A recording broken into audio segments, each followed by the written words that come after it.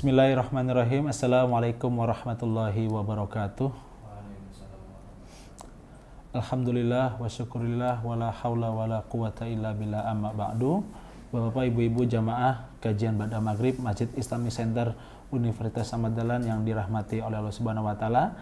Pertama marilah kita panjatkan rasa syukur kehadirat Allah Subhanahu wa taala yang dimana atas limpahan karunia-Nya, rahmat-Nya, taufik wal hidayah pada kita semua sehingga alhamdulillah kita diberikan nikmat iman, nikmat Islam dan tentunya nikmat waktu luang untuk sama-sama menuntut ilmu bermuajahah pada malam hari ini. Semoga niat kita untuk menuntut ilmu pada malam hari ini dirahmati oleh Allah Subhanahu wa taala. Amin.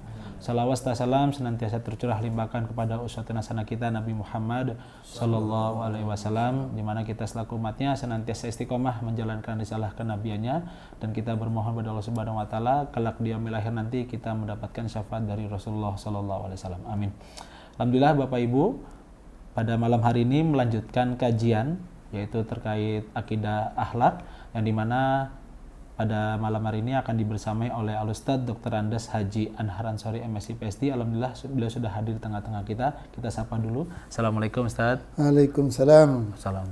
Bagaimana kabar Ustadz? Alhamdulillah Sehat Ustadz ya? Selalu sehat. Bisa bersua kembali. Amin amin. Ya, alhamdulillah selalu sehat Ustadz dan juga para jamaah. Semoga Allah Subhanahu wa taala memberikan kesehatan selalu untuk jamaah dimanapun jamaah berada. Baik Bapak Ibu, kita mulai kajian Ba'da Maghrib ini dengan bersama-sama membaca basmalah. Bismillahirrahmanirrahim. Monggo kepada Al-Ustadz Dr. Andes Haji Anhar Ansori MSc PhD, kepadanya kami persilahkan. Baik, terima kasih Ustadz Andika. Assalamualaikum warahmatullahi wabarakatuh. Waalaikumsalam. Bismillahirrahmanirrahim. Alhamdulillahirabbil alamin. Wassalatu wassalamu ala asrafil mursalin nabiyina Muhammadin wa ala alihi wa ashabihi wa man tabi'a hudahu bi ihsanin ila yaumiddin. Rabbi yassir wa la tu'assir, Rabbi tammim bil khair. Bapak-bapak, ibu-ibu, saudara-saudara, kaum muslimin dan muslimat rahimakumullah dimanapun berada yang kami hormati. Alhamdulillah kita panjatkan kehadirat Allah Subhanahu wa taala yang telah melimpahkan rahmat, taufik dan hidayahnya kepada kita sehingga pada saat ini kita bisa melanjutkan kajian kita pekan yang lalu ya, yang terkait dengan dimensi-dimensi kesyirikan ya, dimensi-dimensi syirik dalam berbagai ya approach pendekatan tauhid ya. Yang pertama kemarin saya membahas tentang syirik di dalam dimensi tauhid rububiyah, syirik dalam dimensi tauhid uluhiyah. Nah, seharusnya kita memasuki syirik dalam dimensi tauhid mulkiyah. Tapi saya perlu mengulas sedikit untuk menyegarkan ingatan kita kembali. Pada pekan yang lalu, pada prinsipnya saya sudah menyampaikan tentang syirik dalam dimensi tauhid rububiyah. Antara lain yang pertama adalah memberikan hak secara mutlak untuk menentukan hukum ya kepada manusia, baik perseorangan maupun secara kolektif ya, baik formal maupun non formal. Karena pada prinsipnya yang berhak mengatur, menetapkan ya aturan kehidupan kita hanyalah Allah. Ini menurut tinjauan tauhid rububiyah. Allah mencipta, memiliki, mendidik, mengatur dan memelihara. Jawabannya apa? Buktinya secara teoritis Allah mengatur kita ya. Islam diturunkan dengan seperangkat syariat. Jadi gitu. Syariat itulah aturan hidup ya, secara formal ya, secara konkret ya adalah Quran dan sunnah Rasul. Nah ini ya, kalau kita memberikan hak secara mutlak, nah ini sama artinya kita syirik dalam konteks itu. Ya toh. Oke, lalu yang kedua, ya, kalau kita mengikuti hukum yang telah diproduk oleh manusia sementara hukum itu bertentangan dengan syariat Allah, sama artinya kita syirik dalam dimensi tauhid rububiyah. Nah, ini yang harus kita tegaskan, karena Allah berkali-kali juga menyatakan dalam Al-Quran, hak menetapkan hukum itu, syariat itu adalah Allah, bukan hak manusia. Tapi saya katakan, boleh tidak kita menerima atau mengikuti hukum produk manusia? Boleh, selama tidak bertentangan dengan hukum Allah. Itu yang prinsipnya. Lalu yang kedua, tentang syirik dalam dimensi tauhid uluhiyah. Ya, ini sekedar kita mengulang sedikit saja gambarannya. Karena tauhid uluhiyah kita menegaskan bahwa kita harus punya keyakinan secara kuat, ya, bahwa yang berhak disembah itu hanyalah Allah. Penyembahan kepada selain Allah adalah batil.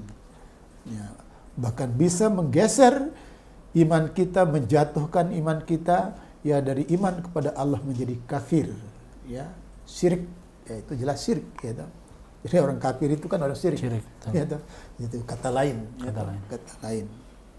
Nah, baik dalam konteks ibadah yang sifatnya umum maupun yang sifatnya khusus. Nah, oleh karena itu dalam konteks ini antara tauhid rububiyah dengan tauhid uluhiyah itu merupakan satu kesatuan, tidak bisa dipisahkan. Di saat kita berbicara tentang ibadah, yang mengatur tata cara kita beribadah adalah Allah.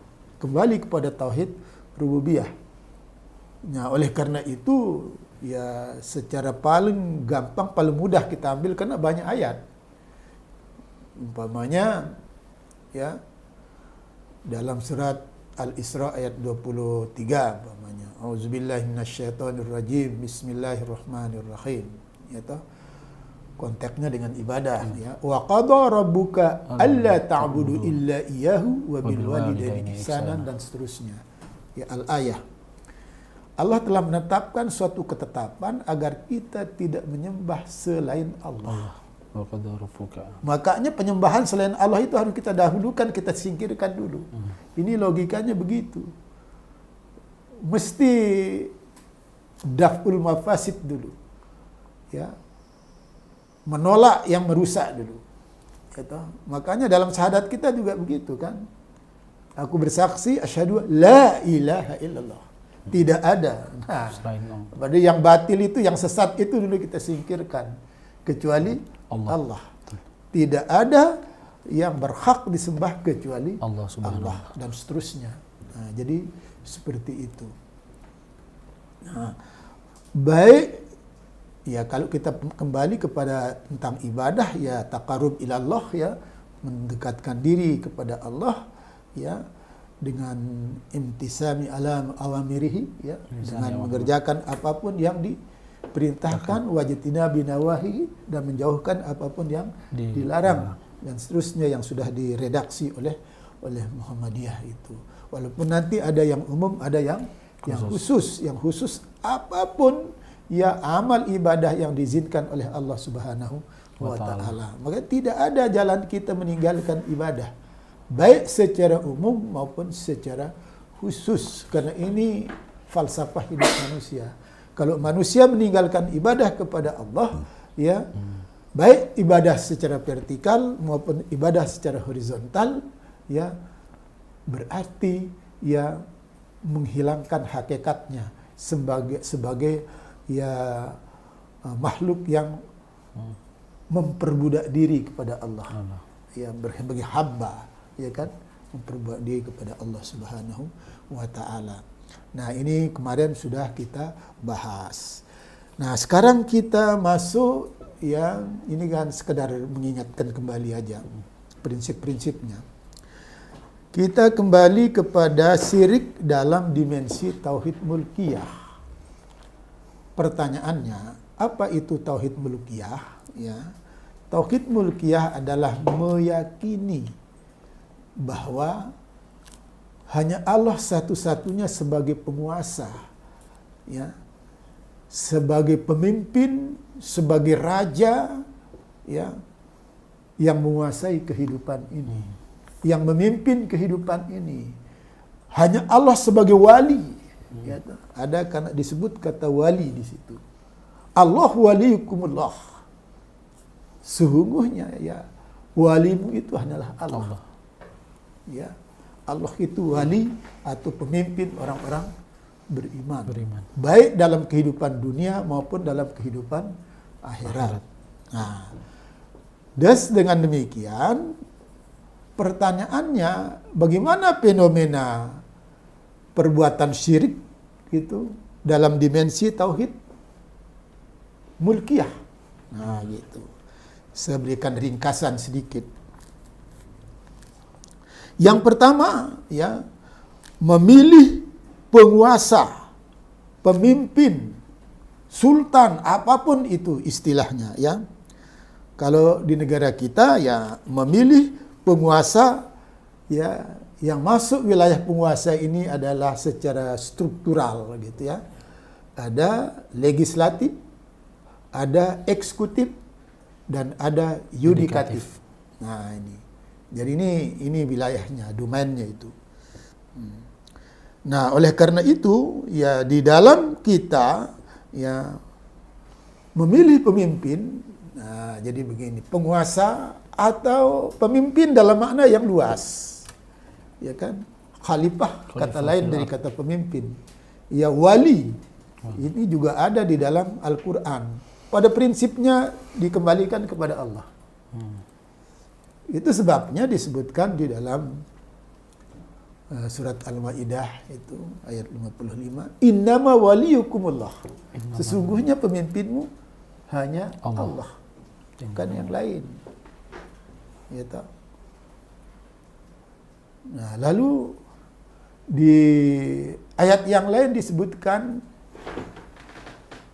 Allah waliyukumullah. Allah, ya. Nah, jadi Allah itu adalah pemimpin kamu. Allah waliyul ladzina amanu. Yukhrijuhum minaz zulumati ilan nur. Ya, surat Al-Baqarah ayat 256. Sesungguhnya pemimpinmu adanya Allah yang mengeluarkan kamu dari kezulumutan. Jadi zulumat itu kegelapan, baik kegelapan keyakinan maupun kegelapan perilaku, ya, sikap, tindakan, ya. Jadi Allah yang akan mengeluarkan kita. Minaz zulumati ilan nur. Nur dalam arti di sini dalam makna yang holistik, ya. Nur keyakinan yang benar. Ya, beri kehidupan yang benar sesuai dengan tolak ukur, ya, nilai-nilai ilahiyah. Jadi begitu. Lalu ada kata khalifah juga ada di situ, ya toh. Nah, kita diciptakan sebagai khalifah. Khalfun itu kan belakang. Artinya ya kita mewarisi kepemimpinan Allah. Seharusnya begitu. Nah, lalu pertanyaannya, kalau ditegaskan dalam Al-Quran, innama waliyukumullah, sesungguhnya pemimpinmu hanyalah Allah.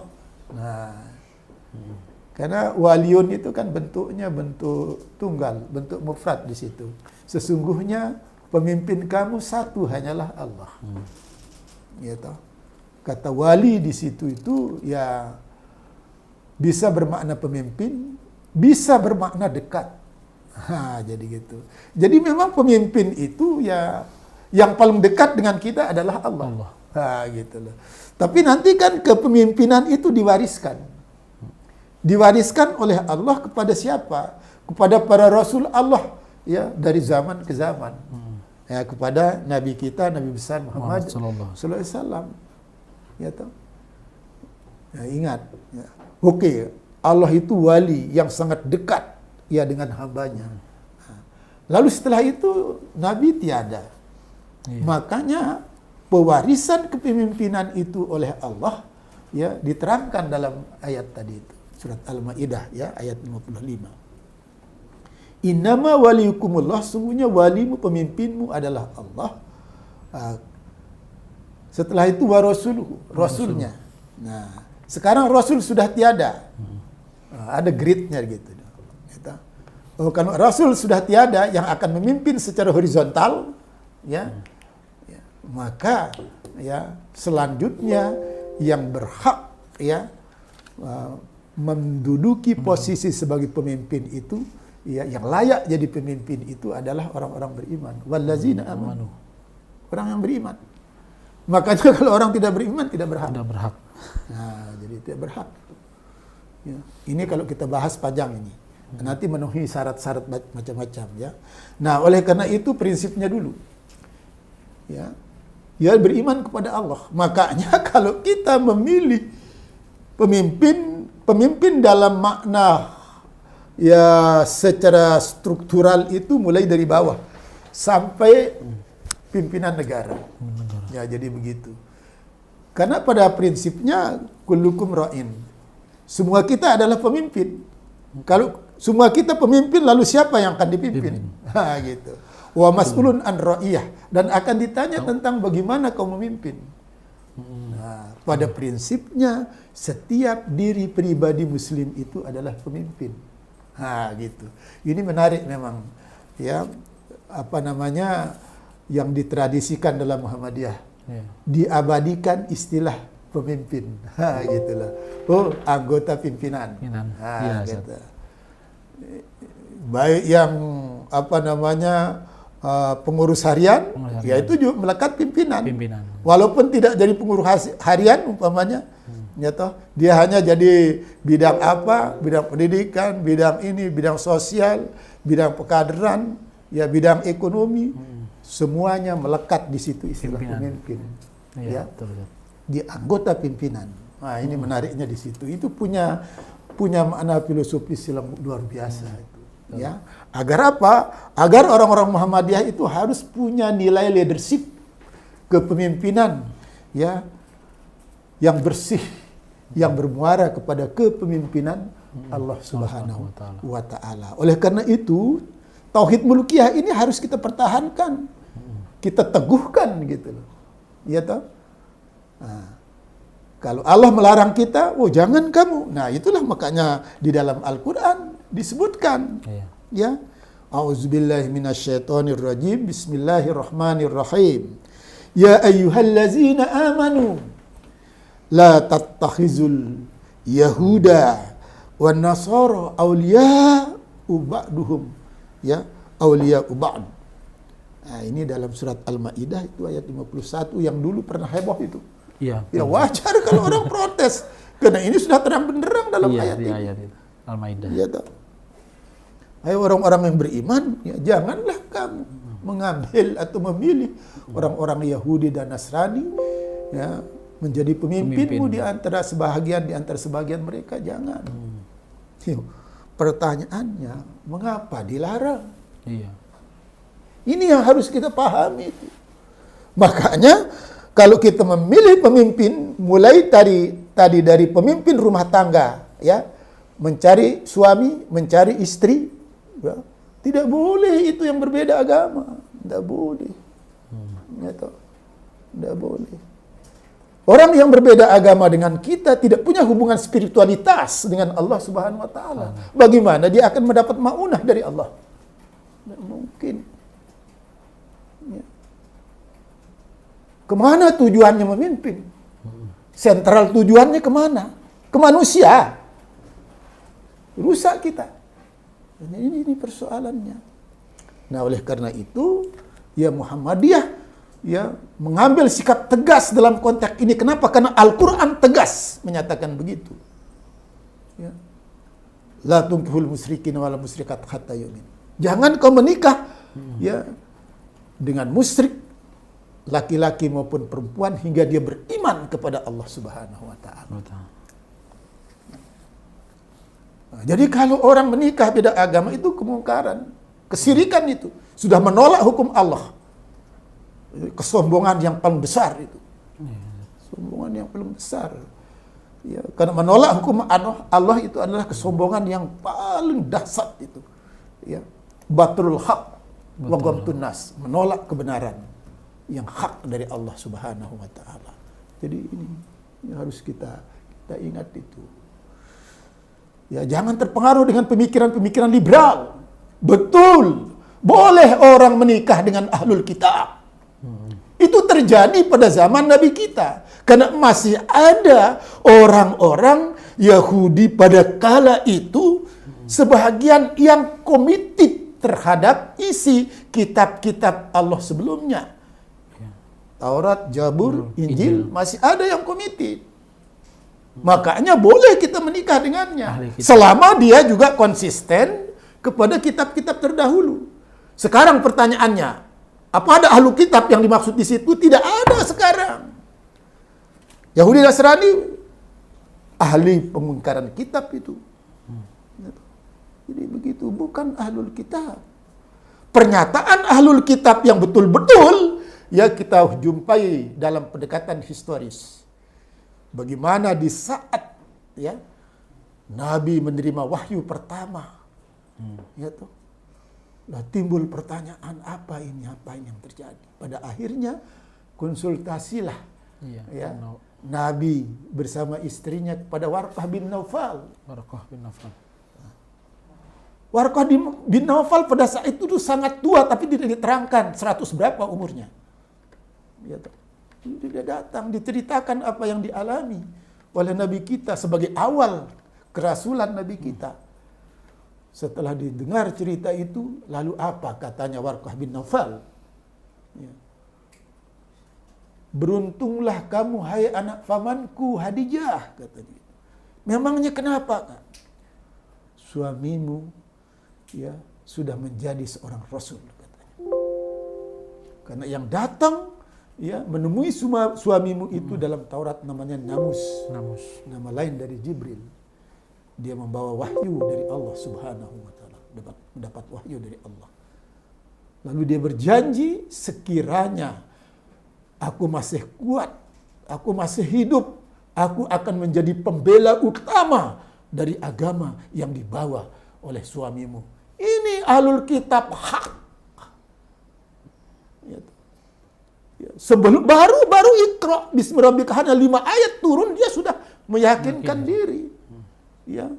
Dia sudah berazam ya di depan Nabi, bertekad sudah menyampaikan kebulatan tekadnya untuk menjadi pendukung Nabi, membawa agama itu. Ini ahlul kitab. Allahu a'lam. Ya, kalau dikatakan boleh, mungkin pada masa itu masih ada yang komited terhadap kitab-kitab terdahulu, hanya menyembah kepada Allah, ya, hanya beriman kepada Allah. Itu yang boleh. Sekarang tidak ada ahlul kitab.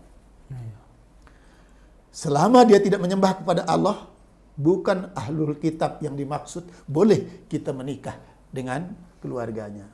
Nah, ini yang harus dipahami. Makanya hati-hati anak-anak muda dimanapun berada, ya toh, jangan sampai Anda memilih pemimpin dalam rumah tangga, baik itu suami maupun istri, yang tidak punya hubungan spiritual dengan Allah Subhanahu wa taala. Ini persoalannya. Itulah sebabnya menikah itu harus ikhlas. Ikhlas karena Allah, bukan karena manusia. Nah, jadi seperti itu. Ini cara kita berpikir. Ya. Jangan kita atasi hukum Allah itu dengan otak kita. Jangan sombong. Wa ma utitu minal ilmi illa qalil. Qalilah. Sedikit sekali qalilah. Ya, nah, jadi begitu. Sementara ada orang mengatakan boleh, ada orang mengatakan boleh, mau cari perhatian manusia. Bangkrut, sesat kita nanti itu.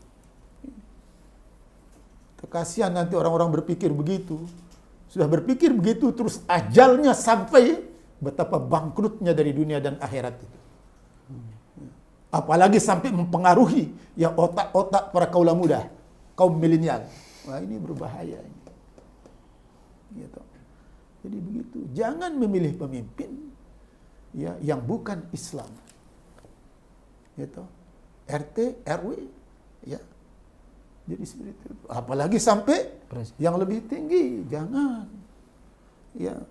Kalau kita memilih ya pemimpin yang tidak Islam, jelas itu syirik dalam tauhid rububiyah. Karena kita yakini dia itu benar, boleh, ya kan? Padahal Allah menyatakan tidak, mengingkari Allah itu.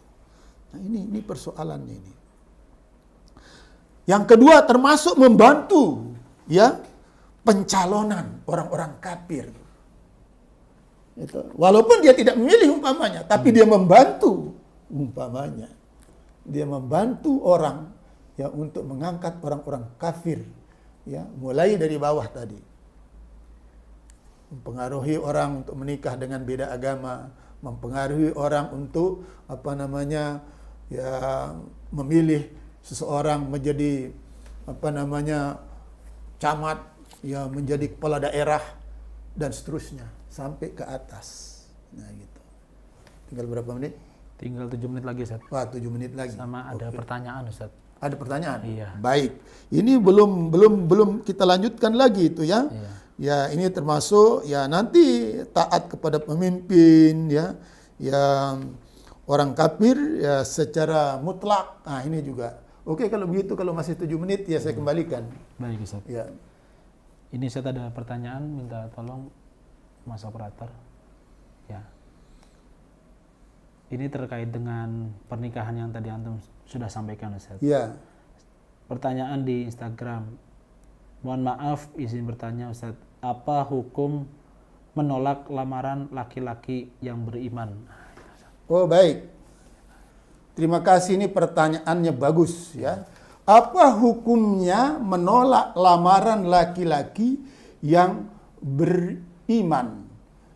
Ya, kita boleh menolak, tapi dengan syarat. Nah, kan ada syaratnya kita menolak. Ya. Gitu. Pertama, mungkin kita tidak mencintainya. Ya, toh? Ya. Ada yang memaksakan kita boleh menolak. Boleh. Ya, kalau kita tidak cinta. Ya. Nah, itu sebabnya dalam prinsip pernikahan ada tidak kurang dari 10. Tidak ada pemaksaan dalam konteks itu. Kita boleh menolak ya kalau umpamanya kita tidak mencintainya. Ya toh? Walaupun dia muslim. Iya. Nah, gitu loh. Ya toh? Karena ini pernah terjadi di zaman Nabi, ya. Antara siapa? Antara Zaid. Antara Zaid dengan Asma binti Abu Bakar, iparnya Nabi. Karena dulu ditawari oleh oleh Nabi, "Hei Zaid," katanya, "kenapa kau tidak nikah-nikah? Padahal teman-teman sebayamu sudah punya anak semua." Katanya.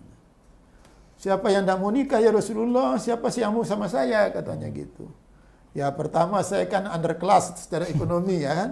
Terus kedua, ini yang putih itu hanya gigi saya. Jadi semuanya hitam ya, secara fisikly kurang menarik lah gitu. Ngangguk-ngangguk Nabi.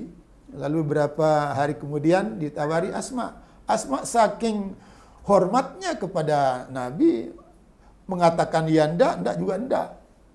Jadi tidak selamanya wanita itu dia menunjukkan dia setuju. Walaupun ada orang mengatakan sukutun nisa tadullu ala ridha. Diamnya seorang wanita menunjukkan dia mau kan gitu. Tapi bagi Asma enggak, karena hormatnya saja kepada iparnya itu, Nabi itu. Iya. Sangat dihormati. Akhirnya dinikah. Setelah beberapa waktu kemudian ya Zaid bin Harisah, bukan Zaid bin Sabit, itu pembantu Khadijah dulu, jadi pembantu Nabi juga. Menemui Nabi, "Ya Rasulullah, celaka saya Rasulullah." "Memangnya kenapa Zaid? Kan kamu sudah punya istri cantik," katanya ini. "Iya Rasulullah, ya sejak menikah dengan Asma, ya, jangankan tidur bersama dengan saya," katanya. "Duduk bersama aja tidak mau," katanya. "Apa ya?" Bla bla bla bla, ceritakan. "Baik, nanti coba saya urus." Berapa lama kemudian, hari kemudian, dipanggillah Asma. "Apa betul laporannya Zaid?" Dia ngangguk-ngangguk saja gitu. Tanpa kata gitu. "Kenapa kamu tidak bilang? Kamu tidak mencintainya?" Akhirnya disuruh. Nah, ini kaitannya, kalau kamu menceraikan istri, pulangkan dia dengan baik, ya kan gitu. Udah, akhirnya diceraikan. Ya. Nah, tidak ada rasa cinta sama sekali kan gitu. Nah, gitu. Nah, kalau kita tidak mencintainya, boleh kita menolak. Terus kedua, kalau dia orang tidak baik, nah, orang jahat umpamanya kan, ya, apalagi kalau dilarang oleh orang tua kita umpamanya ya, wah, atau dipaksa, ya kita boleh bertahan di situ, ya boleh, gitu.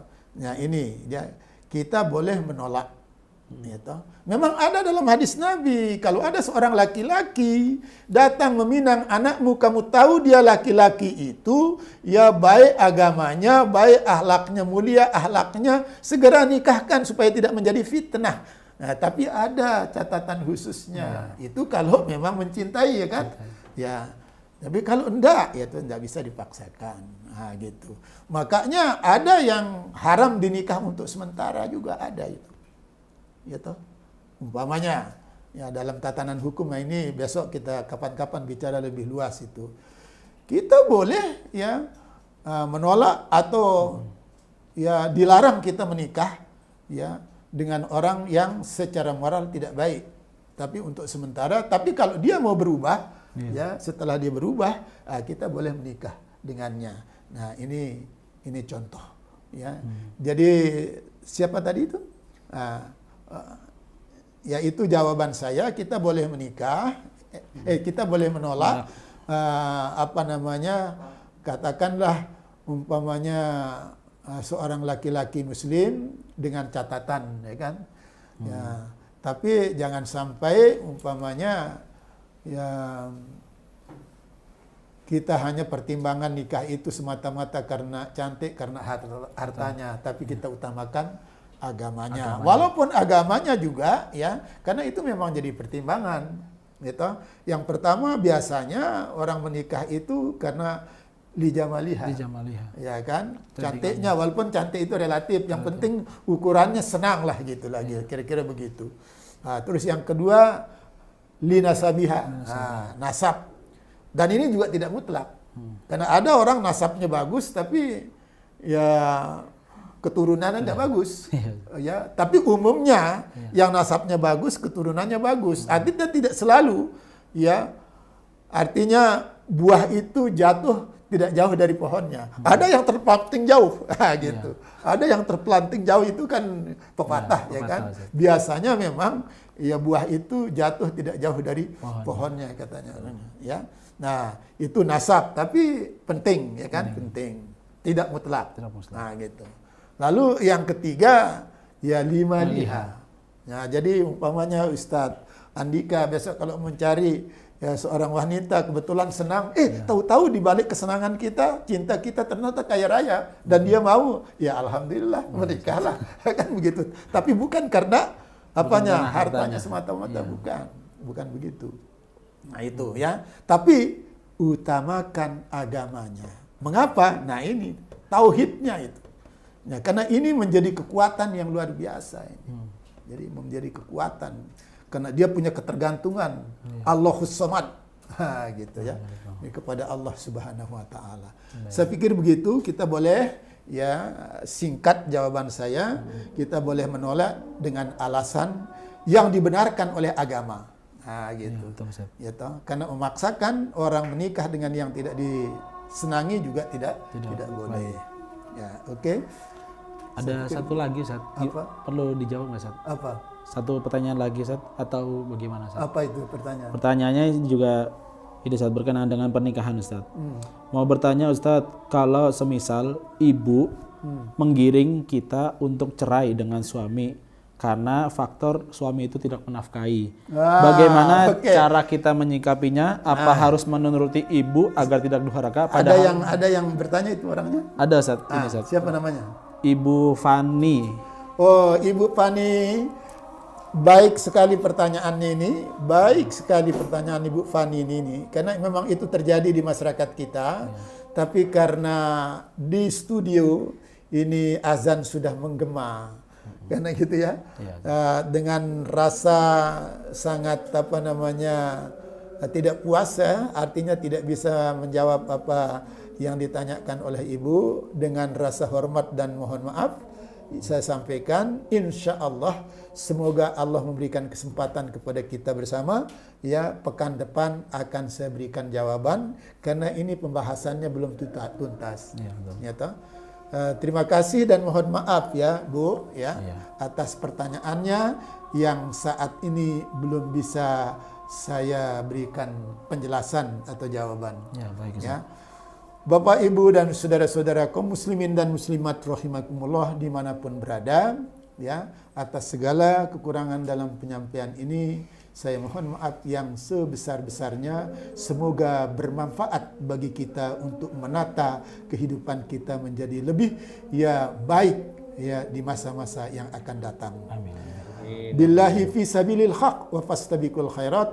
Assalamualaikum warahmatullahi wabarakatuh. Waalaikumsalam Waalaikumsalam warahmatullahi wabarakatuh. Kami warahmatullahi ucapkan wabarakatuh. jazakallahu khairan katsiran kepada Ustaz Dr. Andes Haji Anahar Ansori MSc PhD yang sudah menyampaikan materi terkait definisi syirik dalam tauhid. Tadi ada rububiyah, uluhiyah dan juga mulkiyah. Dan juga mohon maaf Bapak Ibu yang tadi sudah bertanya belum berkesempatan untuk dijawab. Insya Allah untuk pertanyaannya kita simpan dan akan dijawab oleh Ustadz pada pertemuan selanjutnya. Begitu Ustadz ya. Baik gitu. Mohon maaf Ibu karena waktu sudah azan Isya, maka kita akhiri kajian Ba'da Maghrib ini dengan baca hamdalah bersama-sama. Alhamdulillahirabbil alamin dan doa kafaratul majelis. Subhanakallahumma wa bihamdika asyhadu an la ilaha illa anta astaghfiruka wa atubu ilaik. Dan kita doakan selalu kepada Ustaz dan juga keluarga, semoga Allah Subhanahu wa taala memberikan kesehatan selalu agar bisa memberikan ilmu-ilmunya kepada kita semua di pertemuan-pertemuan yang akan selanjutnya. Dan juga untuk Bapak Ibu, semoga Allah Subhanahu wa taala memberikan kesehatan selalu untuk kita semua. Baik, kita tutup. Assalamualaikum warahmatullahi wabarakatuh. Waalaikumsalam. Waalaikumsalam warahmatullahi wabarakatuh.